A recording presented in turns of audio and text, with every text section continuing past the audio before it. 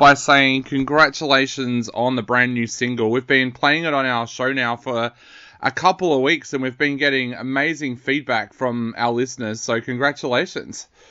Awesome. Thanks so much, man. Really appreciate that. So, mate, tell us a little bit about this track, because, of course, we started playing your music way back in 2020. Tell us a little bit about the new single and how it came about. Yeah, sure. So, well, look, that one's been in the process for a long time. We kind of started writing the initial riffs and ideas from that song probably start of 2021, believe it or not. So it's been a long kind of process to actually get this one up and off the ground. Reason being, the obvious pandemic. Yeah. But also some lineup changes. We had a singer change, and the hunt for a new vocalist was quite an extensive one because we really wanted to make sure it was the right fit for us. Yep. So that kind of meant that even though we recorded it originally back in, I think it was April 2021, we ended up waiting till we found a new vocalist so that we could kind of record new and fresh vocals with the new singer. So that's kind of how it came about, and obviously just with all the delays and everything, meant that it only just came out. Tell us a little bit about that search for a new singer, because that is always a big thing for a band to do, find a new member, because you're basically finding a new member to fit in with a family. So what was that search like, and how did you go about it? Because, of course, with lockdowns, it's not like you could go out and watch guys sing live and stuff like that. Exactly, yeah. And look, you're absolutely right. It is like finding somebody for a family, or, I've heard it described as like finding a marriage partner. A band's like being in a marriage with like multiple people, I suppose. But, for us, it was... At first, when our original vocalist departed, we didn't rush into anything straight away because it was kind of like peak lockdowns that it was happening. Yep. But then eventually we started just putting our feelers out. We reached out to a lot of friends and acquaintances and mutual friends first, who we knew were great singers who might be interested.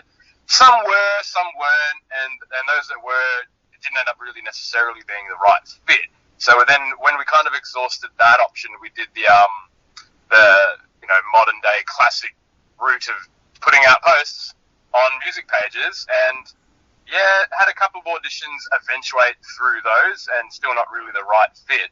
But then what happened with Elle, our current vocalist, is she apparently sent an email to us that we never got at first. So we then get an email that was the first one we see from her that was like, "Hi, just sending another email to chase it up. I sent an email like 2 weeks ago." And I'm reading this going, well, we definitely didn't get that, but awesome, because that shows how keen she is. Yep. The fact that she sent another one straight away, like after a few weeks. So we were definitely kind of taken by that.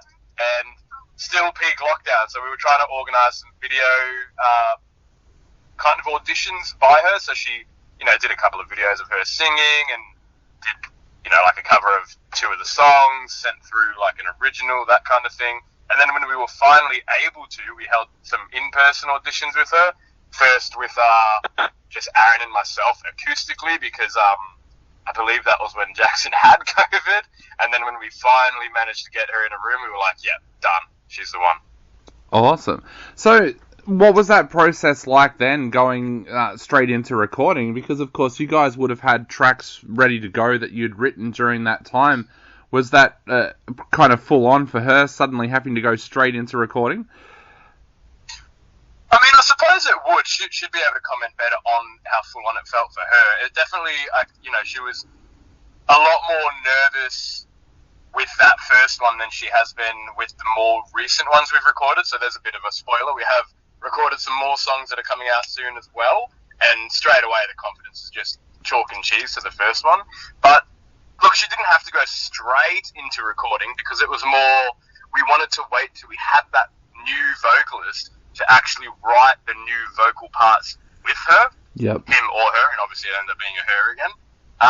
So, yeah, it wasn't super like, okay, you're here, now you're going to have to record vocals. We kind of spent, a couple months still writing and and figuring out the parts before we went in to do that. So she had a little bit of easing into it. Yeah. Now, talking about writing, tell us a little bit about what Till Death Do Us Part was actually written about. What was the inspiration for those vocals? Yeah, sure. So there was definitely some original melodies we kept from the original version of it, but lyrically it kind of is all L. So the theme of it is kind of this idea of a man and wife, and there's been some infidelity on the part of the man, and it sounds all very like typical in the beginning, but then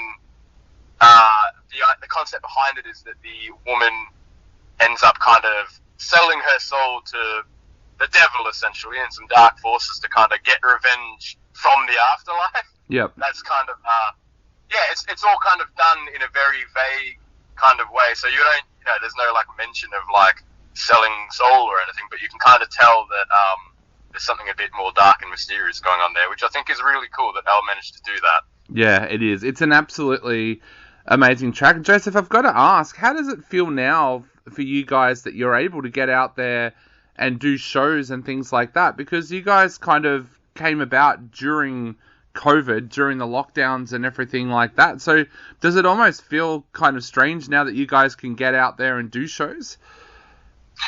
Look, not strange. It just feels great, to be honest. Yeah. We definitely did a whole bunch of shows before the pandemic kicked in, but then it really was like, it's when everything started to pick up for us, that's when it kind of hit. So we did our EP launch on Feb 20th of 2020, and then that was it. So that obviously we've had quite a bit of success with one of the tracks on that EP in particular. So it did feel, I guess that's what felt strange, seeing one of our songs kind of take off and not be able to go and play that song live.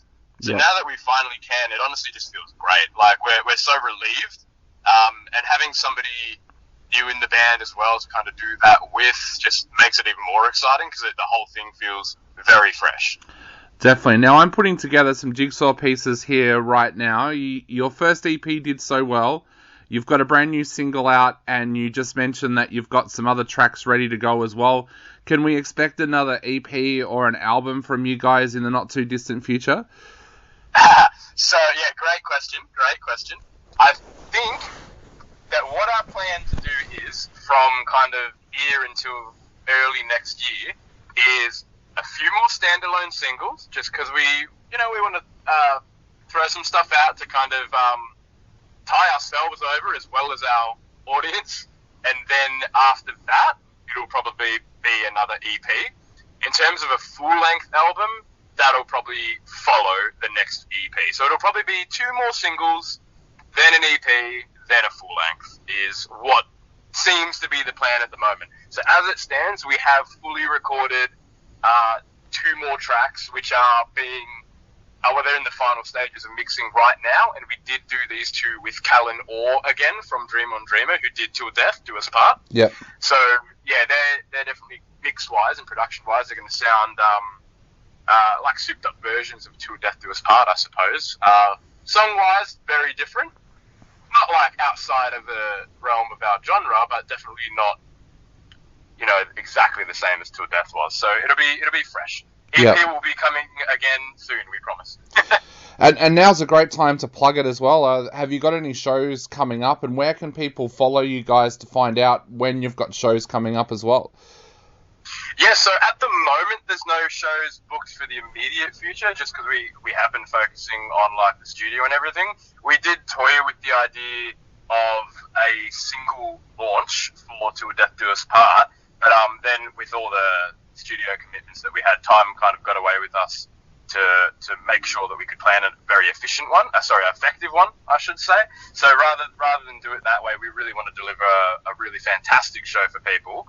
So if any shows pop up in the meantime that are, not necessarily a launch, then you can find that on our Spotify, on our Instagram, on our Facebook. Spotify is actually really good itself, because not only can you listen to the songs there, but we are actually able to put up the dates so that you can see which shows we're playing and where. And then from there you can grab you know, you can click links to go and grab tickets and stuff from all the ticket websites. But the next couple singles, the plan is definitely to do like a big old launch show and play all the new material. Awesome. That will be absolutely fantastic. Now, Joseph, we are going to play Till Death Do Us Part again right now on our show. So what would you like to say to all of our listeners out there before they take another listen to this amazing track? I just want to say thanks for coming along the journey with us so far. Thanks for enjoying our music and streaming it, sharing it with your friends. Just enjoy.